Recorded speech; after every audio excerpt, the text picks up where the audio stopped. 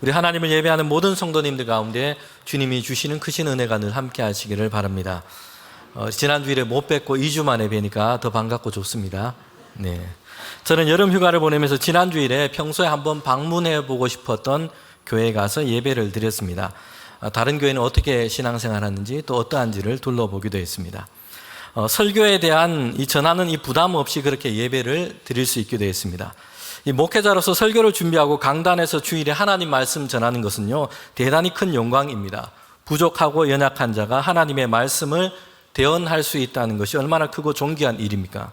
그런데 한편에서는 설교를 준비하고 전하는 일은 쉽지는 않은 일입니다. 이 많은 시간 또 성경 말씀과 씨름하기도 하고요, 어떻게 하면 잘 전할 수 있을까 기도하고 고민을 하게 됩니다. 그리고 그렇게 전했지만 설교를 하고 나면 대부분 많은 경우는 내가 좀 잘 부족하구나, 안타깝고 마음이 무거울 때가 훨씬 더 많습니다. 그런데 지난 주일에는요, 다른 교회에서 예배를 드리니까 좀 손님 같다는 느낌은 들었지만 설교에 대한 부담 없이 예배를 드릴 수 있고, 또 본 교회 목회자가 아니기 때문에 예배와 여러 교회 상황에 신경 써야 하는, 그렇게 마음을 쓰는 것 없이 오로지 앉아서 말씀을 듣고 찬양하고 예배를 드리니까 참 좋았습니다. 특별히 지난 주일에 우리 오우성 목사님께서 설교를 해주셔서 감사드립니다. 제 대학 시절 선생님이세요. 제자가 잘 쉬도록 이렇게 강단을 지켜주시고 우리 성도들께 은혜를 끼쳐주셔서 감사를 드립니다. 오늘부터 다시 예배의 강단을 지키면서 함께 예배를 드립니다. 이 사람에게는요, 하나님의 말씀을 전하기에는 지혜도 부족하고 언어도 부족합니다. 그러나 하나님께서 공급해 주시는 은혜로 영광스러운 설교자의 사명을 잘 감당할 수 있도록 우리 저와 모든 목회자들을 위해서 우리 성도들께서 계속해서 기도해 주시기를 바랍니다. 자, 오늘 예배 중에는 선택훈련 마지막으로 하나님만 예배하라 라는 제목으로 함께 하나님 말씀 듣도록 하겠습니다. 오늘 본문으로 읽은 이 성경 말씀은요, 여호수아가 전하는 마지막 말씀이기도 합니다. 여호수아는 모세의 뒤를 이어서 이스라엘 백성을 이끌었던 지도자였습니다. 이제 시간이 지나서 그도 예배 없이 연로해졌습니다. 이제 이 땅에서의 생의 마지막 시간을 그가 보내게 된 것입니다. 여호수아는 비교적 젊은 시절에 성경 이야기, 하나님의 이 역사 가운데 등장하고 있습니다. 그는 모세의 시종을 들었던 사람이었습니다. 그런데 그의 이름이 본격적으로 성경 이야기에 등장하게 되는 것은요, 가나안 땅 앞에서 이스라엘 백성들이 정탐꾼을 보냈던 그 사건에서부터 시작되고 있습니다. 2주 전에 설교 말씀 가운데도 잠시 전했습니다. 지파별로 한 명씩 이제 대표로 정탐꾼을 보내게 됩니다. 12명의 정탐꾼이 그렇게 가나안 땅으로 보내지게 됩니다. 그 중에서 에브라임 지파의 대표가 여호수아였던 겁니다. 그때 여호수아는 이제 장년이었습니다. 그의 나이가 40에 가깝습니다. 여러분, 이때 많은 정탐꾼들이 가나안 땅을 다 정탐하고서는 장대한 민족 때문에 부정적인 보고를 했습니다. 그 땅에 가면 우리는 다 죽게 된다, 우리는 메뚜기와 같다라는 보고였습니다. 그런데 여호수아와 갈렙, 이 두 사람은 달랐습니다. 그들은 하나님으로부터 생각했습니다. 하나님께서 그 땅을 주시겠다 약속했기 때문에 그 땅을 우리가 차지할 것이고, 하나님께서 함께 하시기 때문에 그 장대한 민족도 싸워서 우리가 승리할 것이다 라고 생각하고 보고했습니다. 여호수아와 갈렙은 다른 사람들보다 싸움을 잘했고 강했기 때문에 자신만만했던 것이 아니었어요. 그들은 하나님을 믿었기 때문입니다. 하나님에 대한 신뢰와 믿음이 그들에게 있었기 때문입니다. 성도 여러분, 이 믿음은요, 우리 자신으로부터 또는 상황으로부터 생각하지 않고 함께 하시는 하나님으로부터 생각하는 것입니다. 상황으로부터 생각하면요, 가나안 땅에 들어가고 그 땅을 차지하는 것은 대단히 어렵게 느껴집니다. 이스라엘 민족 자신들로부터 생각하면요, 가나안 땅에 이미 살고 있는 그 많은 민족들과 싸움을 싸우고 더군다나 장대한 아낙 자손을 이긴다는 것은 불가능에 가깝습니다. 어렵게 느껴집니다. 그러나 여호수아와 갈렙은요, 하나님이 함께 하시면, 하나님이 행하시면 이렇게 하나님으로부터 생각한 것입니다. 그리고 하나님께서 그들 가운데 이 일을 이루어 주실 것을 그들은 믿은 것입니다. 그들은 하나님으로부터 생각하고 하나님과 함께 생각했던 사람들이었습니다. 성도 여러분, 오늘 우리는 어떻습니까? 우리는 하나님을 빼놓고 생각할 때가 많습니다. 내 실력, 내 재정, 내 능력으로부터 생각하기 바쁘고요. 불리하고 어렵고 힘들어 보이는 이런 상황으로부터만 생각하기 쉽습니다. 그래서 주눅들고 낙심하고 원망하고 살아갈 때가 있습니다. 우리 자신으로부터만 생각하지 말고 또한 상황들로부터만 생각하지 말고요. 함께 하시는 하나님으로부터 생각하기. 여러분, 이것이 우리가 세상 안에서 믿음으로 살아가는 그리스도인의 모습이요, 우리의 믿음의 태도인 것입니다. 여호수아는 그러다가 다시 본격적으로 등장하게 되는 것은요, 모세의 죽음 이후였습니다. 이스라엘 백성을 이끌었던 이 모세가 이제 하나님께서 그를 부르시고 그는 죽음을 맞게 됩니다. 하나님은 모세의 뒤를 이어서 이 여호수아를 이스라엘 백성을 이끌어가는 지도자로 세우신 것입니다. 여러분, 그때 이스라엘 백성은 가나안 땅을 향해서 들어갈 때였습니다. 우기라서 물이 가득했던 이 요단강을 건너야 했고요. 그리고 당시로는 아주 견고한 성으로 소문나 있던 여리고성을 정복해야 했습니다. 여호수아는 모세의 뒤를 이어서 이제 이스라엘 백성을 이끌고 그 가나안 땅을 향해서 들어가게 된 것입니다. 하나님께서 이때 여호수아에게 주신 말씀은요, 우리가 잘 아는 것처럼 여호수아서 1장 9절 말씀입니다. 저와 여러분이 함께 이 말씀을 읽도록 하겠습니다. 내가 네게 명령한 것이 아니냐. 강하고 담대하라. 두려워하지 말며 놀라지 말라. 내가 어디로 가든지 내 하나님 여호와가 너와 함께 하느니라 하시니라. 아멘. 여호수아는 하나님의 손에 붙들린 사람이었어요. 그가 젊은 시절 품었던 이 마음에 주신 그 믿음대로였습니다. 가나안 땅에 들어가게 되었고 그 땅을 차지하게 됐습니다. 그리고 이스라엘 그 각 지파별로 땅을 다 분배해서 이제 정착하게 된 것입니다. 이 대단한 역사를 주도하고 행한 것이 바로 여호수아였습니다. 그리고 가나안 땅에 들어간 이제 이스라엘 백성들은 평화로운 시대를 얻게 된 것입니다. 성도 여러분, 이때 여호수아는 이제 나이가 많고 연로하게 된 것이에요. 여호수아서 23장 1절부터 2절 말씀에 이렇게 말씀합니다. 여호와께서 주위의 모든 원수들로부터 이스라엘을 쉬게 하신 지 오랜 후에 여호수아가 나이가 많아 늙은지라. 여호수아가 온 이스라엘 곧 그들의 장로들과 수령들과 재판장들과 관리들을 불러다가 그들에게 이르되 나는 나이가 많아 늙었도다. 여호수아는 그 인생, 그 삶을 이스라엘 민족과 가나안 땅에 들어가서 그들이 정착해가는 그 일에 그의 인생과 그의 열정을 다 드린 것입니다. 그리고 이제 나이가 들고 연로해져서 그의 인생 끝 마지막 자락에 이르게 된 것입니다. 그때 이스라엘 백성에게 여호수아가 전한 말씀이 여호수아서 23장과 24장 말씀에 이어지고 있습니다. 그리고 오늘 우리가 읽은 이 본문은 그 가운데서도 가장 중심되는 말씀이라 할 수 있습니다. 성도 여러분, 마지막으로 남긴 말이라면 어떤 생각이 듭니까? 야, 다른 건 몰라도 이건 좀 들어봐야 되겠다, 이런 생각이 들지 않습니까? 마지막이기 때문에, 다음 기회는 없기 때문에 말하는 사람은 정말 하고 싶은 말, 너무나 중요하다고 여기는 그런 말을 남기지 않았을까요? 특별히 마지막 남기는 말은 그래서 우리가 더 귀를 기울일 필요가 있습니다. 진심으로 그 말이 우리에게 다가오기도 합니다. 마지막 말은요, 가볍게 지나치는 그런 말이 될 수가 없습니다. 평소에는 아무리 그렇게 살아왔더라도 마지막에는요, 누구나 농담을 하거나 가벼운 말을 남기지 않습니다. 여호수아는 그의 동족이요 그의 후손인 이스라엘 백성 가운데 그 마지막 말을 남기고 있는 것입니다. 더 이상 이스라엘 백성에게 전할 수 있는 기회가 없습니다. 가르치고 교훈할 수 있는 이런 기회와 시간이 그에게는 주어지지 않을 겁니다. 마지막 시간이요 마지막 기회입니다. 그러니 여호수아는 그의 인생 전체를 걸고 정말 중요한 말을 남기고 이스라엘 백성들 가운데 당부하는 것입니다. 성도 여러분, 만약 우리가 마지막 시간에 있다면요, 사랑하는 가족들에게 또는 사랑하는 자녀들에게 어떤 말을 남기고 싶은가요? 무엇을 전하고 싶습니까? 무엇을 남기고 싶습니까? 마지막이라는 이 시간은, 그 기회는 대단히 중요하게 우리는 느끼게 될 겁니다. 불필요하거나 덜 중요하다 생각되는 말들은 다 지워버리고 꼭 필요한 말을 우리는 그렇게 하려 할 겁니다. 그래서 가장 중요하고 간직해야 할 것을 남기고자 할 겁니다. 1990년대에 제작된 인생은 아름다워라는 이 영화가 있습니다. 그런데 이 제목과 달리 이 영화의 배경이 됐던 그 시대는요, 아름답거나 평화로웠던 시대가 아니었습니다. 1930년대를 배경하고 있습니다. 전 세계가 전쟁 가운데 있었어요.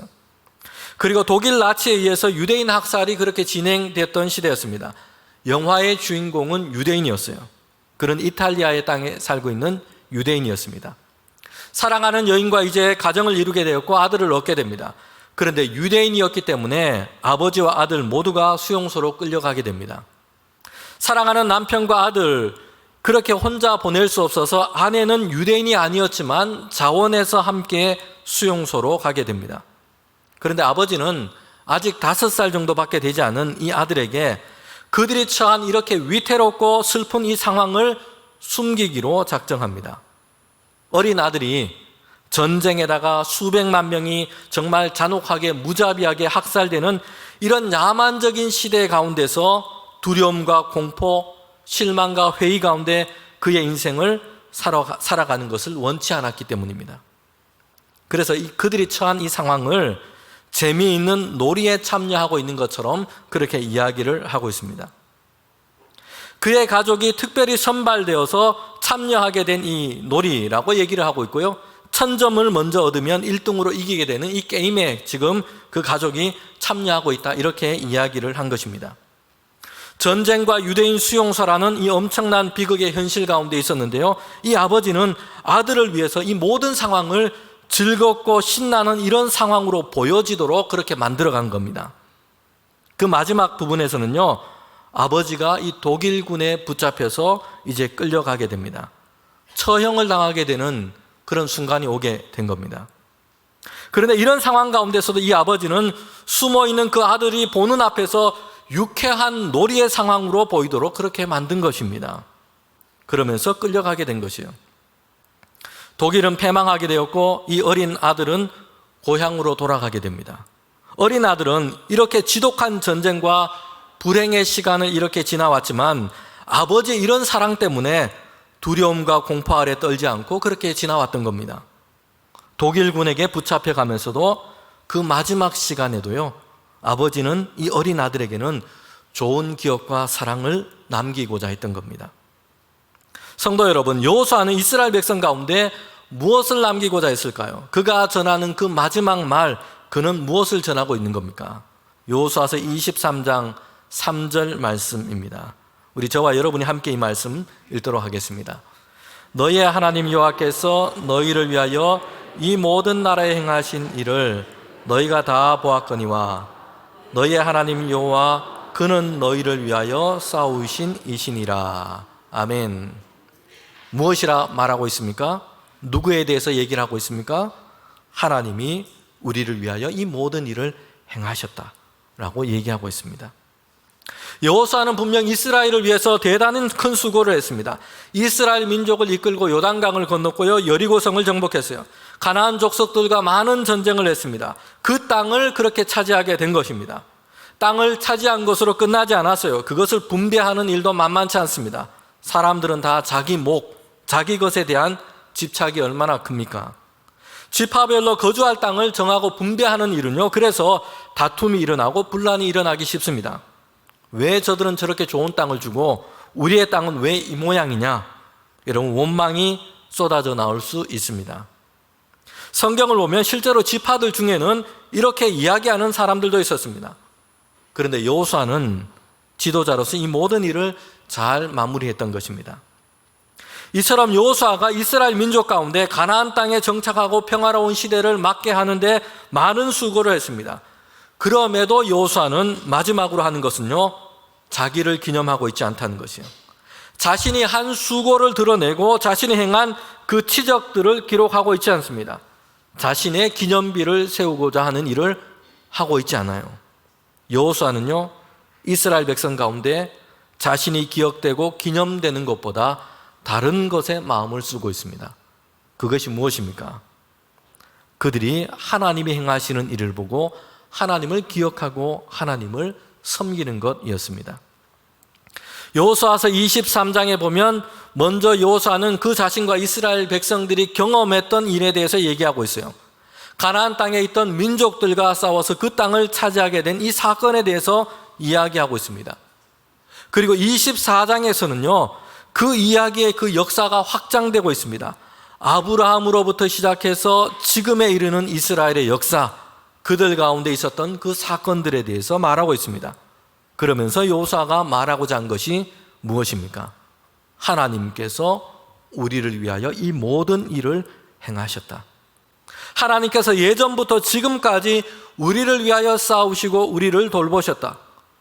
여호수아는 이스라엘 백성 가운데 증거하고 있는 것은요, 우리를 위하여 행하신 하나님, 우리를 위하여 일하신 하나님을 말하고 있습니다. 여호수아의 마지막 말은요, 내가 주어가 아니고 하나님이 주어가 되어 있습니다. 내가 수고하고 내가 행한 일이 아니라 우리를 위하여 하나님께서 행하신 일, 나를 통하여 하나님께서 행하신 일을 그는 증언하고 있는 것입니다. 성도 여러분, 그 사람이 얼마나 하나님과의 관계가 깊고 신앙적으로 성숙해져 가고 있는가 보여주는 중요한 단면이 있습니다. 그가 하는 말과 생각이 하나님이 주어가 되어 가고 있다는 것입니다. 하나님을 자랑하고 기뻐하고 하나님께 영광을 돌립니다. 사람들이 자신을 주목하는 것, 자기를 칭송하는 것, 이걸 즐거워하지 않고요, 오히려 이것을 경계합니다. 자신을 통해서 일하시고 자신 안에 역사하시는 그 하나님을 주목하기를 원하게 됩니다. 사람들이 하나님을 주목하도록 그렇게 이끌어가는 것입니다.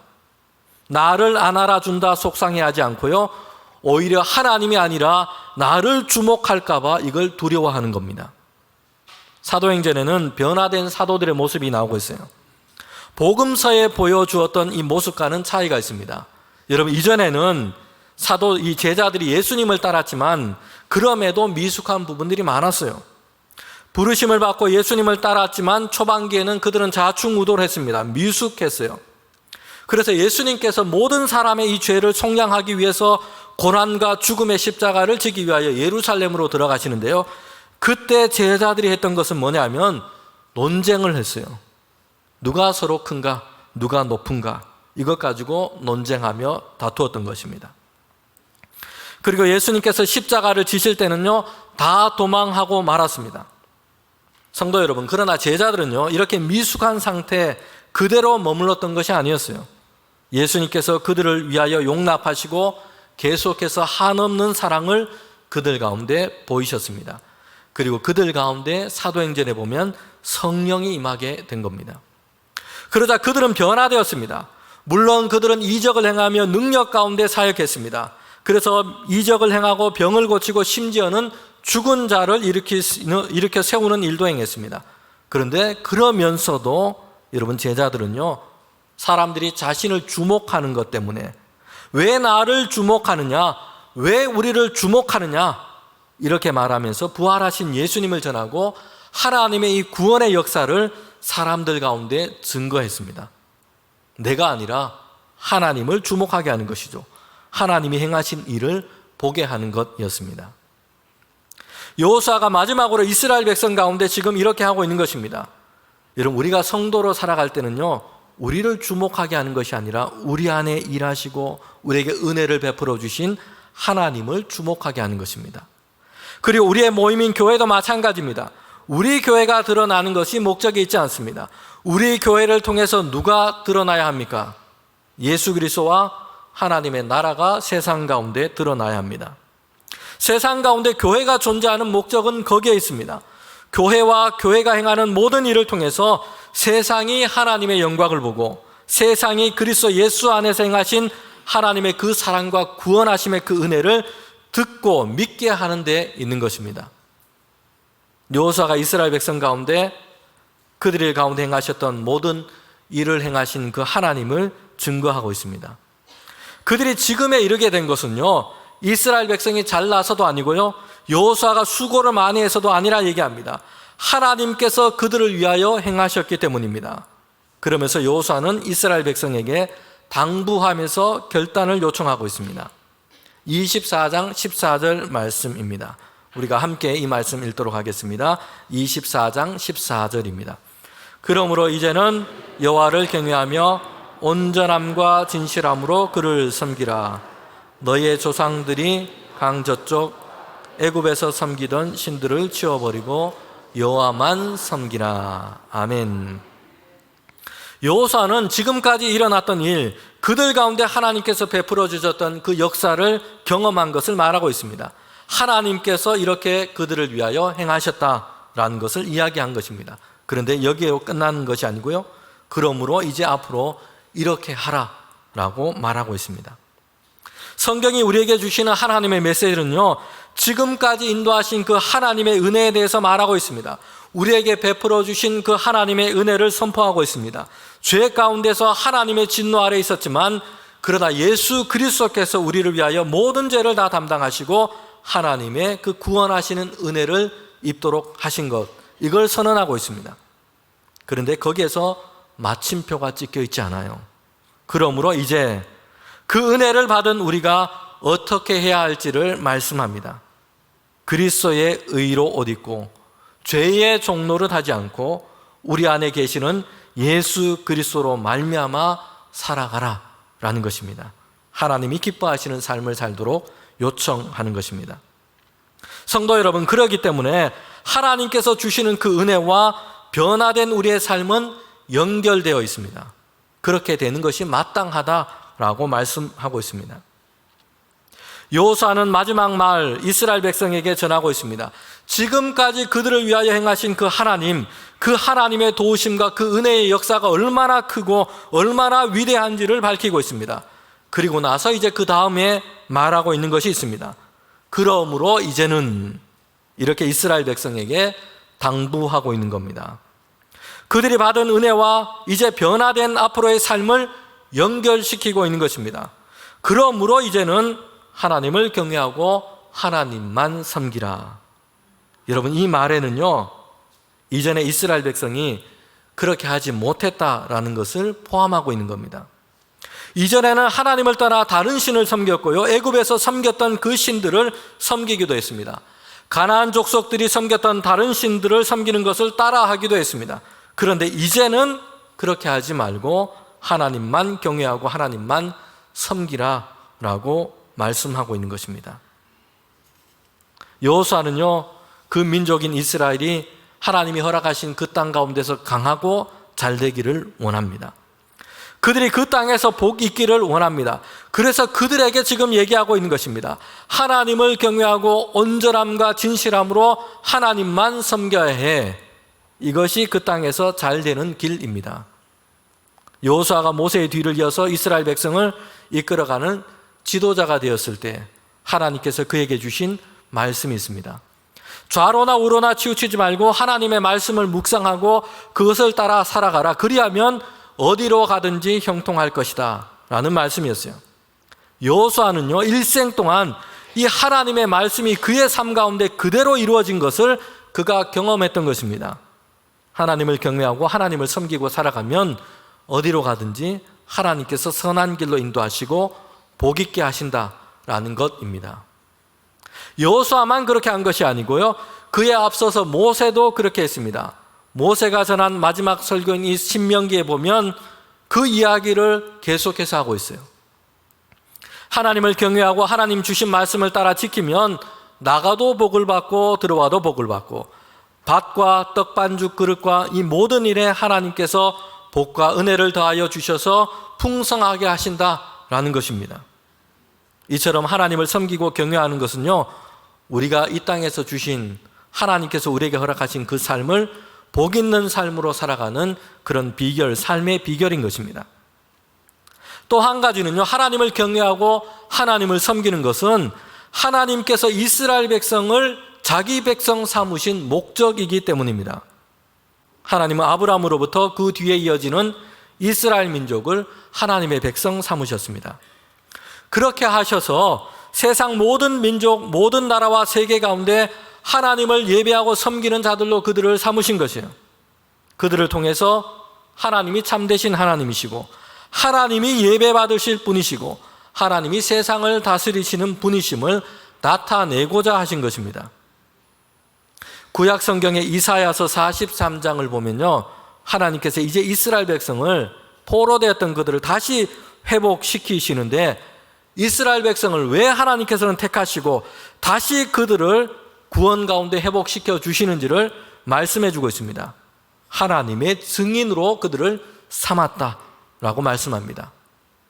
그들을 택하시고 그들 가운데 놀라운 은혜의 역사를 베푸신 것은요, 그들로 하나님이 하나님 되심, 하나님의 이 구원의 역사를 세상 가운데, 다른 민족 가운데 보여주도록, 증거하도록 그들을 세우셨다 말씀하고 있어요. 이사야서 43장 10절부터 12절 말씀입니다. 나 여호와가 말하노라. 너희는 나의 증인, 나의 종으로 택함을 입었나니 이는 너희가 나를 알고 믿으며 내가 그인 줄을 깨닫게 하려 함이라. 나의 전에 지은 받은 신이 없었느니라. 나의 후에도 없으리라. 곧 나는 여호와라. 나 외에 다른 구원자가 없느니라. 내가 알려주었으며 구원하였고 보였고 너희 중에 다른 신이 없었나니 그러므로 너희는 나의 증인이요 나는 하나님이라 여호와의 말씀이니라. 아멘. 이스라엘 백성은요, 하나님을 증거하기 위해서 하나님께서 택하시고 하나님의 백성 삼으신 것입니다. 그들을 위하여 하나님께서 행하시고 하나님의 구원하심을 그들 가운데 나타내신 것입니다. 이것은요, 하나님이 참된 하나님 되심을 다른 모든 민족 가운데, 다른 세상, 다른 세계 열방 가운데 이것을 나타내고 증언하기 위해서였습니다. 그래서 여호수아는 이스라엘 백성들 가운데 결단할 것을 요청합니다. 너희가 섬길 자를 오늘 택하라. 오직 나와 내 집은 여호와를 섬기겠노라. 여호수아는 그가 그러했던 것처럼 모든 이스라엘 백성들이 하나님만 경외하고 섬길 것을 그들에게 말하고 있습니다. 여러분, 여호수아의 이 요구는요, 하나님을 섬기고 예배하는 것에 대한 타협되지 않는 유일성에 대해서 얘기를 하고 있습니다. 그들이 좋게 여기는 다른 신들을 섬기면서도 함께 하나님을 예배할 수 없다 얘기합니다. 여호수아는 양자간에 택일할 것을 이스라엘 백성 가운데 요구하고 있어요. 그들에게 명령합니다. 오직 하나님만 섬기라. 하나님을 경외하고 예배하는 것에는요, 이 유일성을 전제하고 있는 것입니다. 하나님도 섬기라라고 얘기하고 있지 않습니다. 하나님만 섬기는 것입니다. 하나님도 섬기는 것과 하나님만 섬기는 것은요, 글자 수로는 한 글자 차이인데요, 거기에는 전체 의미가 서고 넘어짐이 걸려 있습니다. 한 글자 차이지만 완전히 달라져 버리는 겁니다. 어떤 한 부인이 전보를 보내게 되었습니다. 이제 알고 지내던 이 여인이 결혼을 한다는 소식을 듣고 축하 전보를 보내게 된 겁니다. 당시에는 전보가 일반적인 이 통신 수단이었던 그런 시대였습니다. 전보라고 하는 것이 글자 수가 다 정해져 있어요. 많은 글자를 그렇게 기입할 수가 없습니다. 그래서 짧게 축하 인사를 전하고는 성경의 그 말씀, 그 구절도 전체를 다 기록하지 못하고요, 성경의 장과 절을 이렇게 기입해서 보냈습니다.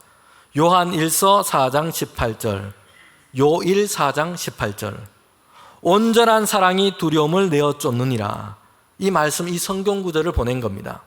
그래서 이 결혼을 앞둔 이 여인이 이 말씀을 읽고 온전한 사랑 안에서 그렇게 가정을 세워가는 그런 축복을 전한 것입니다.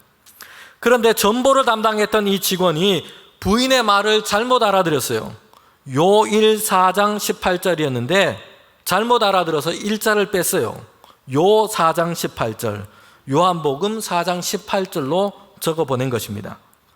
그래서 전보를 받은 이 신부가 읽게 된 성경 구절은요, 내가 남편 5이 있었으나 지금 있는 자는 내 남편이 아니니 내 말이 참되도다 라는 이 구절이 되고 만 겁니다. 한 글자 차이인데 완전히 다른 상황이 지금 벌어지고 만 것입니다. 우리에게 요구되는 신앙은요, 하나님을 향한 독점적이고 유일한 신앙인 것입니다. 하나님도 섬기는 것이 아니고 하나님만 섬기고 예배하는 것입니다. 하나님과 그 자리를 함께 나누는 그 어떤 것도, 그 어떤 누구도, 그 어떤 존재도 있어서는 안 된다 하시는 말씀이에요. 그럴 때는요, 우리가 하나님을 하나님으로 온전히 경외하고 있지 못하고 온전히 하나님을 예배하고 있지 못한 것입니다.